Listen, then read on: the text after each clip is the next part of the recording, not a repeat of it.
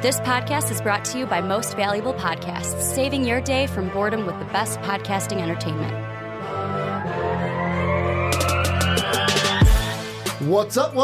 Real MVPs, Ricky Widmer here, and no, I am not in a Chicago shirt. I should be, because this is the first rendition of Superfans here on MVP. Before we get into it, Sean Anderson. Hello, I'm glad all of us are wearing Chicago stuff. I'm wearing a just Gap button down, and Dave's wearing a Flash shirt, so we came prepared. And Dave Oster. Hey, I was doubling up on Rick and Johnny today, so Yeah, Dave. I covered one of the shows. But they go on different channels. Yeah. And probably different days. I did not bring a change of clothes. Dave's got the need MVP wardrobe. nerd colors. This is why we need Patreon, so we can have wardrobe. Yeah, patreon.com/Moselle Podcast. That's how you help support us. Then we can hire someone to be our wardrobe, like plan our wardrobe, because I need help sometimes. Sean. We don't even pay ourselves. We're not going to pay somebody else to just dress us. Patreon.com/Moselle Podcast. That's how you help us. But our main goal is obviously the studio. We're shamelessly plugging, and check Sean. that out. Let us do it. And welcome into the first rendition. This is the first ever, the one that we're going to look back on 20 years from now and be like, holy shit, we started this then. Welcome to Superfans. Holy shit, YouTube's still up? Where we talk about everything in Chicago sports. You may notice, didn't MVP used to have a Chicago podcast? Weren't they the Outcasts? But no, we're the Superfans. As Dave said, the Outcasts got outcasted, and now we're the Superfans. I have very short-term memory loss, and I don't remember him making that joke, and I was just about to make it. So I'm glad that you gave credit to Dave. That's terrifying, Sean. That was literally 4 minutes ago. I texted you last week. I was like, I don't remember what we do on our shows. Yeah, like on the actual fast break, I don't remember it. Like, if you were like, oh, hey, what did we do last week? I would. The only reason I know is because we're just doing rankings. Do you guys listen to a show you're on? Absolutely. Okay. No. See, I don't, because it's like I know what I said, but then I don't know what I said. I don't do it because it gives me anxiety. Okay. Because I'm like, this is what I did wrong. I'm hypercritical of everything I do. That's why I listen to them. I don't like it. I don't like being mean. You know, I'm just so mean to That's myself. literally part of my every single day. I can't disassociate it. I'm not going to listen to this. I mean, I probably won't either, because it's. But one you guys of those should things, listen. But duh, they're not. They're not on the podcast. They're listening to it. Well, that's the thing is, like, I'm not listening to it again. I'm not revisiting it because I've already had this conversation. Words have come out of your mouth. It's different. Like, if I'm going to listen to like a different Chicago podcast to like hear their opinions on it, because it's somebody else's voice and somebody else's. Like, I'm thinking these things constantly. This is just finally my time to like throw it out there. Yeah. Like, I've been living with myself a lot. I don't just need to live with myself again. I don't need to have thoughts about me having thoughts. This is a Sean Anderson that experience. Is the kind of intro on. you get on the Superfans. But we had a jam-packed show for this first edition. Going to be talking about Da Bears and Mitchell Trubisky, as he rated criminally low on Pro Football. Was it Pro Football Focus? Yeah, I almost said Pro Football Talk, because that's where most of the articles come from. But Pro Football Focus has rankings. We're going to talk about them. Then we're going to move into the world of baseball, where the Cubs. Are they going to make the playoffs? I hope so, being the Cubs fan in the room, but we can't win a ninth-inning game. We can't win a game on the road. We'll get into that. And then we're going to talk about the Bulls. Who should be the starting point guard for the Bulls this season? But let's get into it. The Chicago Bears, Mitch Trubisky. I feel like every year, and last year, I thought it was like, oh, it's just Bear fans being Bear fans, where it's like, oh, Mitch Trubisky's so underrated. And I was like, but what has he done? And then last year, I'm like, okay, Mitch Trubisky's not a bad quarterback when you give him a coordinator that actually fits, or a coach that fits along with him. And the reason we're bringing this up, and Sean, I'll go to you first because I know you want to, you're giving me the I want to come in. Yeah, oh yeah. Is Pro Football Focus had a ranking of every starting quarterback in the league. Mitch was rated at 26. I would name all the ones above him, but it's shorter to go in the other direction.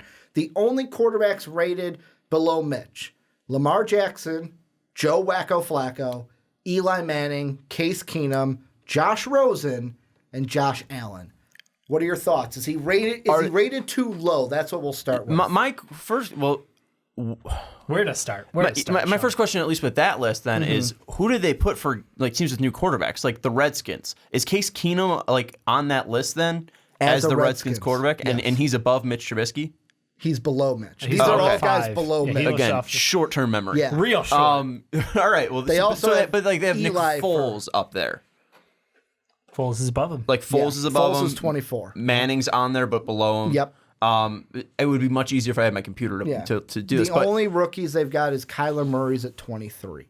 That's ridiculous. Yeah. All right, and let's start there because if we look at Mitch Trubisky last year, Mitch Trubisky still was an efficient quarterback. He had a quarterback rating of 95.4, which is impressive. Like, I mean, that's near, starter level, if not well above it. I mean, usually for a good quarterback, I think it's around 88% or 88, for a quarterback ranking. So being at 95%, he was a guy that did not turn the ball over much. He only had 12 interceptions last year. He still had a 24 to 2-1. Yeah, 2-1. Thank you. A 2-1 touchdown to interception ratio. He was not a guy that was, just drastically hurting this team last year. They won 12 games. And you look at the games that they lost, he was in and put them in the position to win that game against New England. They threw it all the way down to the end of the end zone and barely made it in to tie that game at the end of the game. I posted on my Instagram, I was there at that game, like the final, I was like 38-31, and I was smiling because I'm also a Patriot fan, more of a Patriot fan than I am a Bears fan. You're a Tom Brady fan. Yeah, I'm a Brady fan, and I finally got to see Brady play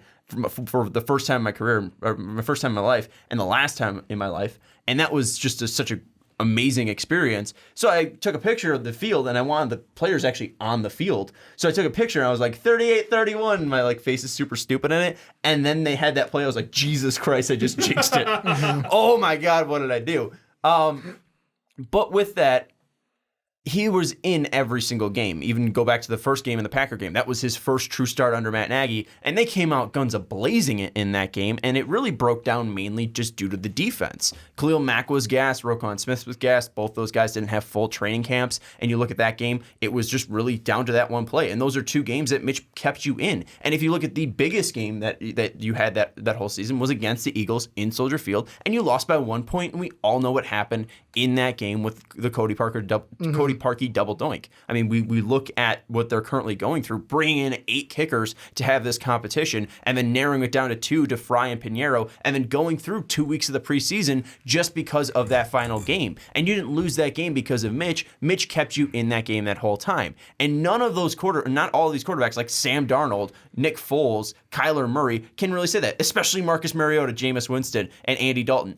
Derek Carr as well. Those guys, Derek Carr. Jameis Winston will probably be without a job in Tampa next year. For sure. Andy Dalton was a guy that was being talked about for a guy that could be released Trade rumors. Well, not even trade rumors. He had an out in his contract. It was a team. It was a team option. Yeah. And I felt like I was the first person to bring it up. Probably wasn't, but I just want to be smart and be like, I said that the whole time. And I think I said that in one of the pre-draft things that we had. Like, what if Cincinnati wants to draft a quarterback? But like Derek Carr too, there's no proof that he's going to do good with John Gruden. You lost your best weapon in Amari Cooper, and yes, you gained one in Antonio Brown, but clearly that's been a head case of a move. And there is no proof that John Gruden can live and thrive in this NFL. You look at what Matt Nagy did. The Bears scored the 9th most points last year. They moved the ball. They won 12 games. They proved that they can be outside thinking coaches when it comes to the offensive side of the ball. And Mitch Trubisky was able to run that offense, not perfectly. Yeah. We can all admit that, but he ran it fairly well, and he is still in his 3rd year. He just turned 25. Happy birthday, Mitch. And with all of that taken, I think there's so much potential with him, and even then, if you don't take that potential, you just did what he did last year. He was better than Carr, he was better than Dalton, he was better than Winston, he was better than Mariota, and he was better than Nick Foles. And you look at the other 2 guys, they're 2 guys that haven't proven themselves at all yet in Sam Darnold and Kyler Murray. Well, the thing, and Dave, the point that I'll kind of segue into you that I'm thinking what Sean talking is, for me, the thing I think about is Mitch actually got the collar and leash taken off of him last year. Like, first year it was like, okay, we're not going to have you throw too far. Like, when he got to unleash a pass, it was like, oh, Mitch has got an arm. Or last year it was like, no, you do you. This is the system.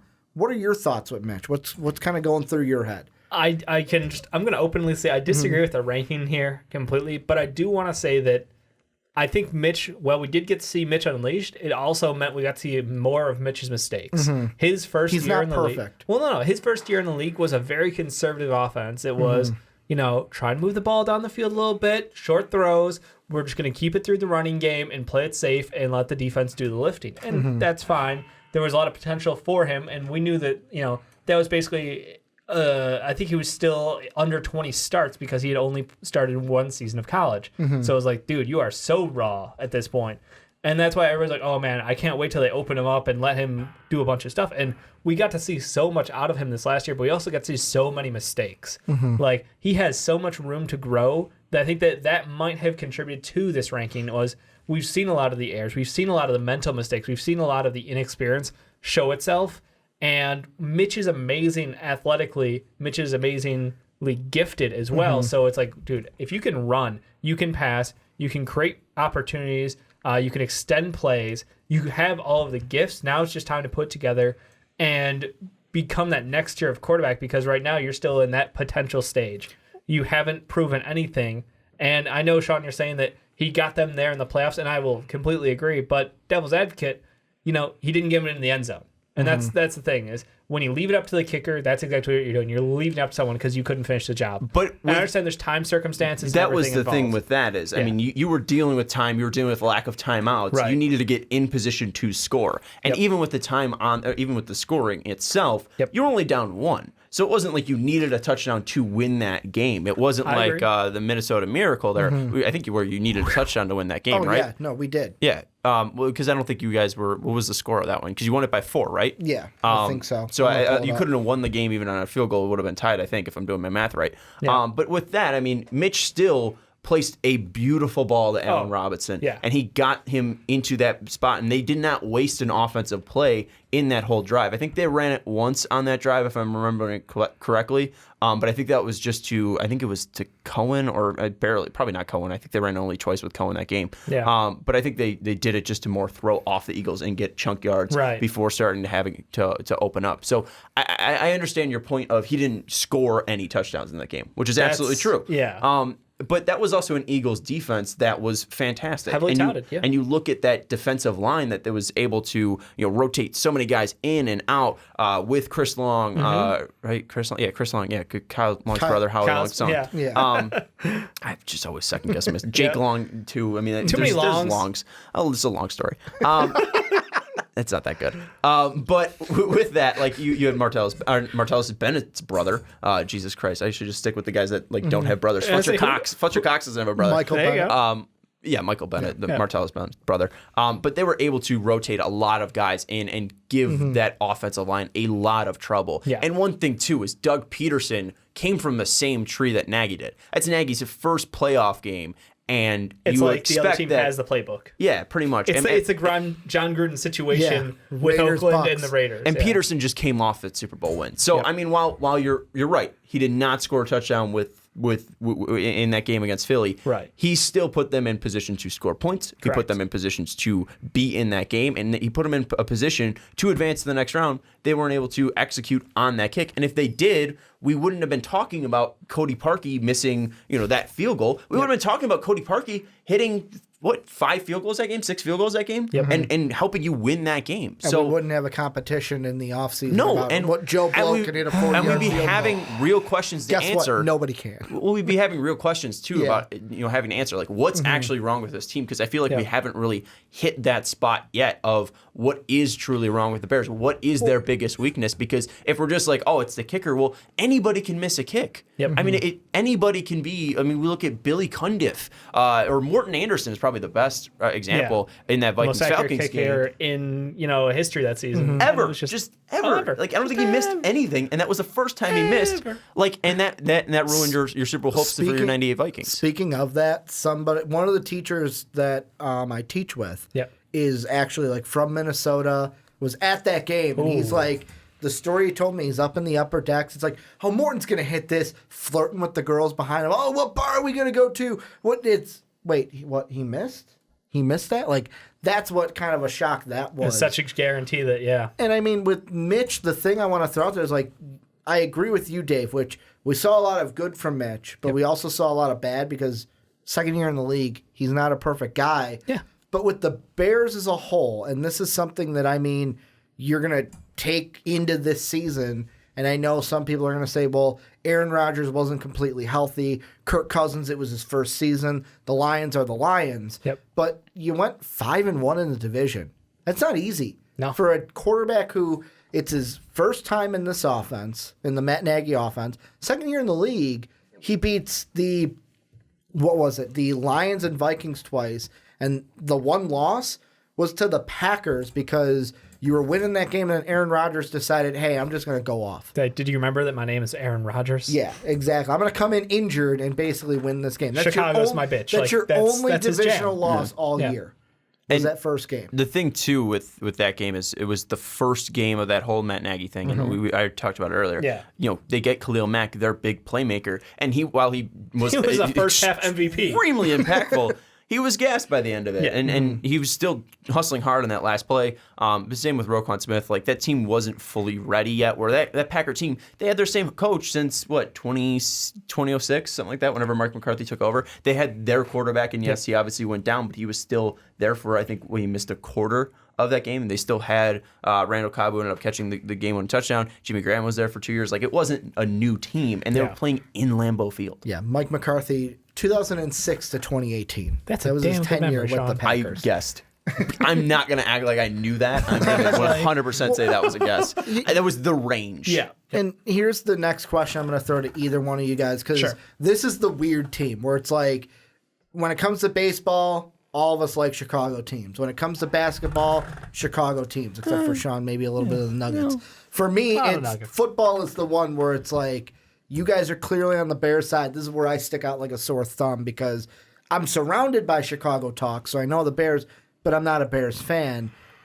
Did this Pro Football Focus article get Mitch in the right tier? No. So just for the listeners who aren't looking at it, is the the 4 tiers they have is tier 1 is high-end quarterbacks who can carry a team. They have high percentages of positively rated games played while limiting negative graded throws, and they're most likely to achieve high-end passing production no matter what the supporting cast looks like in a given year.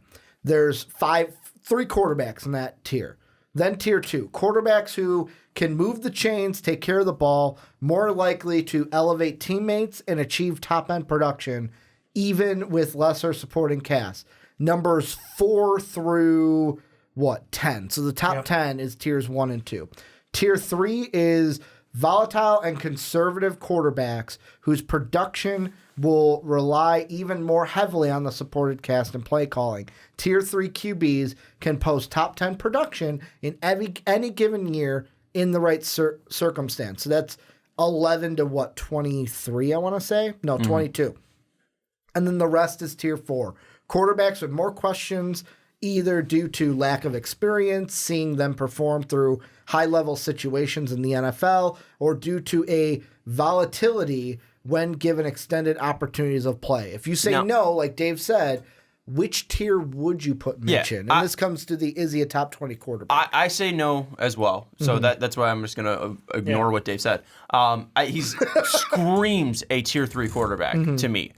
You look at where he should be placed. I think you either place him right below Dak Prescott, in between Garoppolo, because what has Garoppolo proven? Garoppolo's played like 8 games in his career. That Garoppolo kid hasn't half the games. How does he not scream tier 4? Yeah. Garoppolo has not shown much. Mitch has played more games in his career than Garoppolo has. And we look at now, Garoppolo's coming off an ACL injury. And Garoppolo just had a preseason game where he was 1 for 6 with 0 yards, I think, in total, and 1 interception for a quarterback rating of 0. He screams, Mitch Trubisky screams tier 3 to me. I mean, I think he should be either below Goff or below Dak Prescott, because I think you can really see a lot of similarities with St. Louis and with, not St. Louis, Jesus Christ, Los Angeles and the Chicago Bears. These outside the box thinkers, these young offensive-minded, geniuses, for lack of a better term, coming from big trees.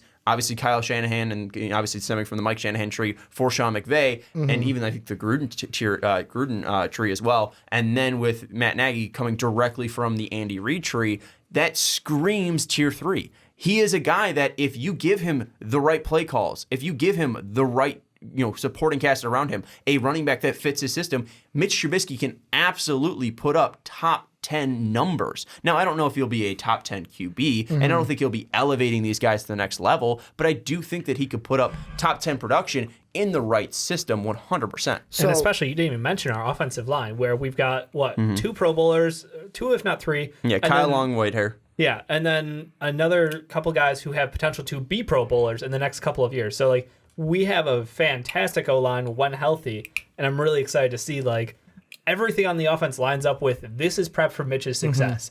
Absolutely stack the deck in the favor of it, and it's fantastic. And that's why I'm with you, Sean. Like, I can see him easily having a fantastic numbers production year. Will it translate to wins and losses? We'll have to wait and see how It already defense. did. But yeah, They were 12-4 last year. Like, what more do you want out of they him? should have gone to the second round of the playoffs. Like, that's the thing is, like, you look at what you want from a quarterback. Yep. You want somebody who is not turning the ball over a lot. Mitch did not do that last year. He was scoring you more points than he was turning the ball over. You want somebody to move the ball. He had a 3,000-yard season, a 3,223-yard season in 14 games. So if you gave him 2 more games, he would have been like a 3,500-yard thrower last year, and that's where you want him to be, 35 to 37. He moved the ball for you. Well, and he ran it too. Yeah, and he ran the ball too. He was extremely effective with his legs. 15 first down, 16 first down, something like that.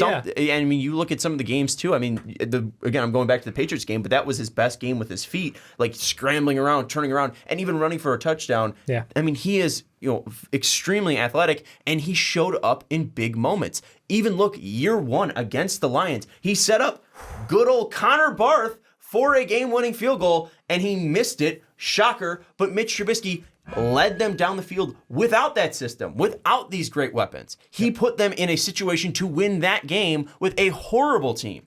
And the next year after that, you give him the team, you give him the play caller, and he did exactly what you needed for him to do. And he is 25 years old in the second year of this fantastic system. He can still grow. And I understand if you want to say, oh, well, he's only played 26 games in his career, and then if you want to tack on the 13 they played in college, that might mean he's volatile because of the lack of experience. If you want to say that he's not fully experienced like a Brady, like a Rodgers, like a Luck, I get that. But if you're saying that Jimmy Garoppolo has this vast depth knowledge of experience, go piss off. Well, and because so does Foles. Foles was in a fucking Super Bowl, and you put Foles in the third tier. I think too. Foles is in the fourth. But he's below. Fourth tier. That's what I said. Yeah, he's in the fourth tier too. Yeah, and you're saying because he's inexperienced. So what the fuck are you talking about? PFF. Here's what's going through my mind. Because I'm looking. Oh yeah. At the rankings. Sorry, but Jesus Christ. Oh, Joe Flacco and Eli Manning don't have fucking experience, although they have fucking rings. Well, here's my mindset, and this is almost for me. I've almost been like, damn, I just want to do this myself and do it better.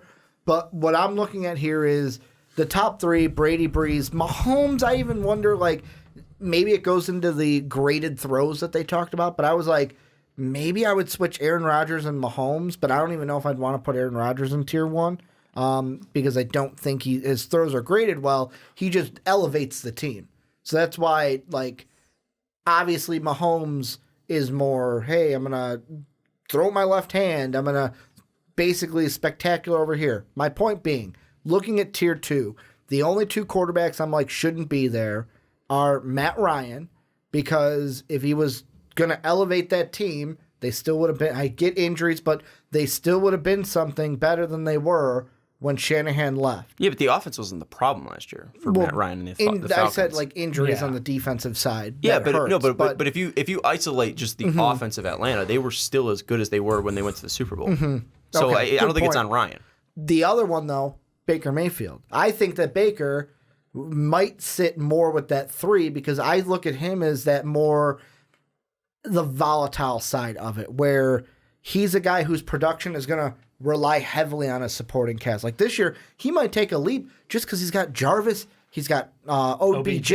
He's going to have Kareem Hunt after week 8 behind him. Like Nick Chubb will take a second level. Nick Chubb's just your leftover. I think it comes in week 10 or something like that because they have a bye. So it needs to sit out 8 games. So I think it comes in week 10. So it's like, for me, I would almost switch Carson Wentz and Baker and put Wentz into the second tier. But Wentz hasn't been healthy, and that's why I'm surprised to see Andrew Luck this high. But when Wentz is, and that's the thing, if you're going to put Luck that high with injuries, Wentz, when healthy, was reliable. Like there was nothing questioning with his game. It was just he got injured. Maybe we just got a problem with the way the metrics that PFF is using here then over anything. Even that too is like I think they're taking in college production, and if we look at where Baker came from, he came from a Oklahoma school that just died for offense. Yeah. And look what Lincoln Riley's been able to do with Kyler Murray and Baker Mayfield. Like and he's coming from Jalen Hurts. He's coming from an offense. I don't know about Jalen Hurts, but he's coming from an offense that has created great quarterbacks before. Yeah. And even then, he went to Freddie Kitchens, Freddie Kitchens is a good offensive-minded head coach.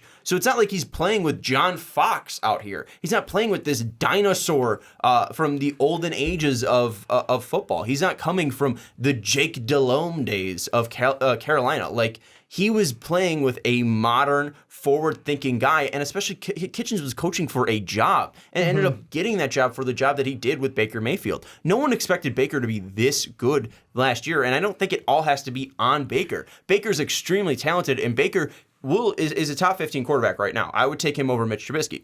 Don't take me wrong there. But if we're saying that Baker's better than Carson Wentz already, that, to me, is a little bit ridiculous because I know Carson Wentz is dealing with Doug Peterson, who we already talked about, coming from a similar Andy Reid tree, knows how to play call the hell out of an offense, took Nick Foles to a Super Bowl. I get that. But also, Wentz was a number 1 overall pick, just like Baker Mayfield, and he was literally the MVP before he tore his ACL. So it's not like Carson Wentz hasn't proven it. For me, with the big thing, and this is me coming from the non-Bears side of the table. Yeah. Would I have Mitch in the 4th tier? No, I agree with you. He should be in the 3 because I look at it in Jimmy Garoppolo is interesting because although they say they're looking at numbers and how guys are graded, it's hard not to have a bias with Jimmy Garoppolo. Like what he was able to do when Tom got suspended, like most people fell in love with Jimmy Garoppolo, and I feel like that's why he's rated higher in most rankings. But, like, I look at it and I go, out of the 3 quarterbacks I'm going to mention, who's got the more questions? Mariota, Winston, or Mitch? One's going to lose his job at the end of this year. The other one can barely stay healthy, but when he is healthy, he's got one good. of the rarest injuries, too. Like, Mariota it seems like he gets injured every year. Well, he lost feeling in his hand. Exactly. Like, the fuck? When you intermittently have feeling in your hand as a quarterback, that's terrifying. But, like, those are the 2 guys, Winston more so than Mariota, that I'm like, how the hell is Winston above Mitch Trubisky? And, like, I get what they say, he's got to improve Mitch, has to improve his throw accuracy of 10-plus yards. Have you seen how many interceptions Jameis Winston throws? But also, do you understand the percentage of throws Mitch takes over 10 yards? I think he's actually in the top 5 in the NFL for throws over 15 yards. So it's like the dude has the green light to air it out. He throws it incredibly well. I think they're pointing the magnifying glass at all the right areas to make their case, but they're not taking in the whole picture. I think another thing too, and if you don't watch Brett Coleman, you're missing out. And this is the video that I sent you that you missed out on. It's gonna be so you're missing out in the comment section. We'll see. If you remember, I don't blame you. You do a lot. But shoot me a text every once in a while. A big thing that I forget about it too. I don't even remember what we talked about 2 minutes ago. I don't remember what we, I referenced this article. I'm referencing it now. Hell, I'll be honest. On the Rick and Johnny podcast, I'm like, I mentioned to Dave, depends on when we're recording the fast break, and he goes Sunday. I'm like, that's right, we did agree. I did remember that. But with that, I would say, when it comes to Mitch and what Brett was saying was, Mitch did have this tendency to show up consistently in the 4th quarter. Like, when the game is structured and planned out, Mitch wasn't there. But when it was just Mitch improvising and Mitch having this pressure on him, he showed up, kind of like how you and I have talked about how we are with deadlines and papers. We are going to wait till the last minute, and that's exactly what Mitch was doing. But another thing too, at least mechanically, that Mitch wasn't doing is we always see like these home run hitters, like when you're seeing a guy up to the plate, and I'm going to compare this to Jason Hayward because he was the last guy I saw hit a home run.